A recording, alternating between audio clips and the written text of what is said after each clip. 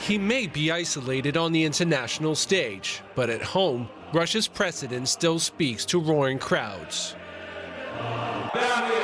When we are together, we have no equal. For the unity of the Russian people, hooray. Tens of thousands gathered in Moscow's Luzhniki Stadium to honor their soldiers fighting in Ukraine. Россия!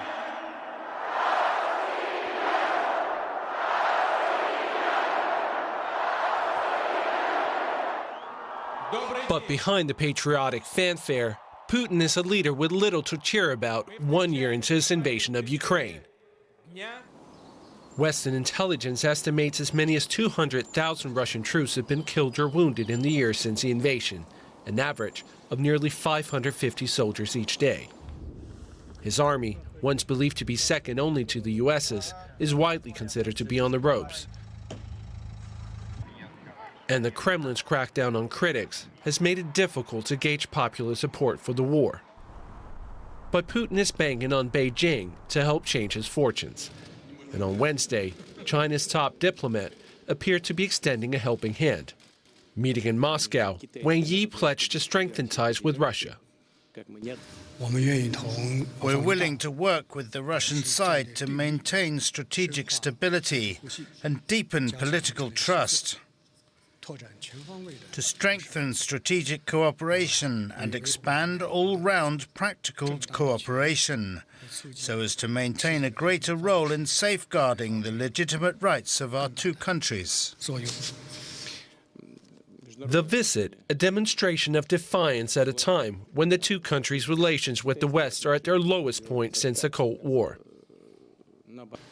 The comprehensive strategic partnership between Russia and China has never been directed against any third party. And of course, it will not be impacted by interference and provocation from any third party. We will not yield to any coercion by any third party. The meeting is likely to further fuel fears in Washington that Beijing could soon start providing lethal weapons to help Moscow turn the tide on the battlefield. Adding to the tension, the Kremlin on Wednesday suspended a critical nuclear arms control treaty with the U.S., leaving Western leaders worried that the second year of the war could turn even uglier than the first. Well, for more, I'm joined now by the U.S. diplomat William Courtney. He is an adjunct senior fellow at the RAND Corporation think tank, and he has served as U.S. ambassador to Kazakhstan as well as to Georgia. Ambassador, it's good to have you on the program. I want to start by getting your take on whether or not President Biden, did he deliver what he was supposed to today in terms of security guarantees to NATO's eastern flank members? Did he do what he needed to do? Well, for 3 days now, he has delivered. The visit to Kiev was really courageous and extremely inspirational. Then in Poland, and now with the meeting of the East European leaders, he has provided reassurance that the United States is in this for the long haul. It's going to be supporting Ukraine along with our European allies. And the alliance really has been remarkably unified throughout this process. We know that the visit underscores the changes that have taken place here since the end of the Cold War and Russia's return to a hot conflict in Ukraine a year ago. How radically, would you say, has that changed NATO? Well, let's revive NATO in a pretty serious way. You'll recall a couple of years ago, President Macron said that NATO was brain dead.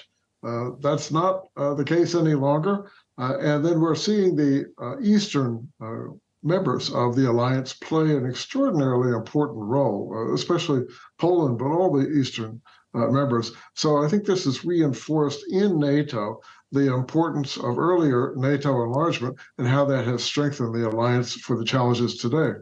Yeah, we've seen the West at pains to emphasize unity in the face of Russian aggression. We've seen this week from Moscow, President Putin maybe sending mixed messages, suspending participation in the New START treaty with the U.S., and then saying later that it's not exiting the treaty.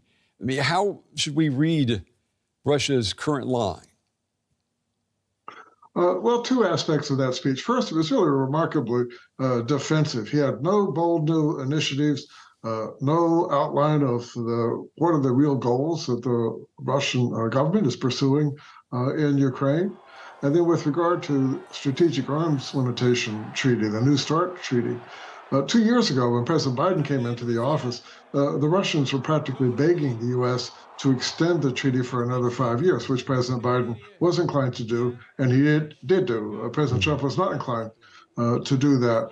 And so I think at this point, while the Russians have pulled out, suspended their participation, they've rushed to make sure that they are telling us that they're not going to exceed the numerical limits in the treaty. I think they are afraid that if there were open competition, that U.S. Nuclear production lines for our nuclear forces are hotter than Russia's, and that we can leap ahead, especially with our stronger economy.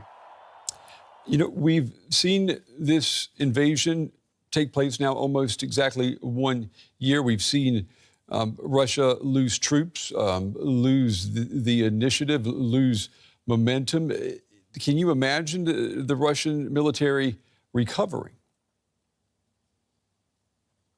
So the Russian military is basically doing what it did in the Second World War, and that is trying to rely on mass to overcome other deficiencies. So the partial mobilization, so-called, of 300,000 is meant to help replace the really large number of Russian forces which have been casualties in this war, probably up to 200,000 or so. So this can help. But if Russian units continue to lose large casualties, and often military experts say if a unit loses 30% of its personnel, it's no longer functional. This is a real risk for Russia that this is going to continue because the Ukrainians have been fighting better than the Russians. And at some point, this war has to end. How do you see this conflict ending? Do you see an exit ramp anywhere for Vladimir Putin? The only real exit ramp is for him to pull his troops out of Ukraine. That may happen at some point. Hasn't happened yet. The Tsar's forces collapsed in World War I and they came back. So there are various possibilities. The strains in the Kremlin now are greater than before. We're seeing open warfare between a Putin ally, Prigozhin, and Putin's military, for example. That's really unusual. So it's difficult to predict what will happen. I would think that if one had to look a year ahead, one might safely predict that the Ukrainian position is going to be better than it is now, even better than now. But whether the war will be over or not, whether it will be victory or not, is just too difficult to predict. Yeah, I mean, it does look like maybe the momentum is going to be in favor of the Ukrainian military. That brings me to my final question for you. Ukrainian President Zelensky, he keeps, hitting the point that victory will mean retaking territory that the Russians have illegally annexed, including Crimea.